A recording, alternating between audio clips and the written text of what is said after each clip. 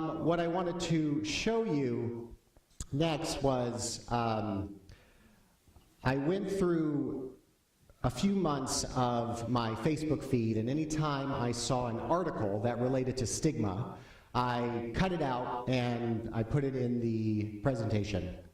I started it last summer. I was going to put like 3 or 4, but they kept coming up. So let me go over some of these articles. So trans boy commits suicide after school refused to use his name. American pastor blames California wildfires on advancement of LGBT rights. 10 countries where homosexuality may be punished by death. Sacramento Baptist pastor praises Orlando massacre. Gay couples say they were stabbed for holding hands in Denver street.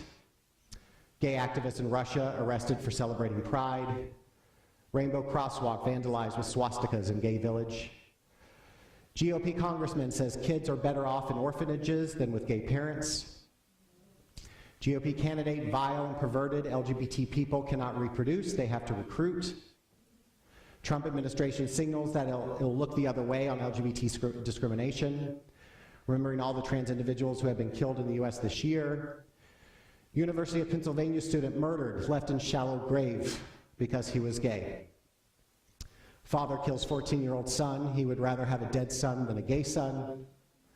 And then parents torture and kill a 10-year-old after he says he likes boys. So this, if you think about it, goes beyond just playground bullying, right? This is terrorism.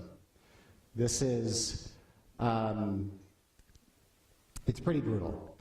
And so hopefully you're really getting the impression of what a child will be absorbing. So what is affirmative therapy? Well, here's the definition that I like. An approach to therapy that embraces a positive view of lesbian, gay, bisexual, transgender, and queer identities and relationships and address the negative influence that homophobia, transphobia, and heterosexism have on the lives of LGBTQ clients. So this is not a set of techniques. This is not like CBT or DBT or psychodynamic. This is not something that you're going to learn a manual from. This is more of a set of values that guide your approach, that guides your way of understanding LGBTQ people. What's great about affirmative therapy is that you can integrate it with anything that you do. It can be integrated with any modality. It's more about your belief system and what your biases are. What's great about this approach is that it's not a neutral approach. It's not intended to be a blank slate approach that explores what the client thinks about being gay or lesbian. It's a biased approach on purpose, because as you saw the many examples of stigma, we are battling many, many years of that toxic negative messaging, and we don't have time for a neutral approach.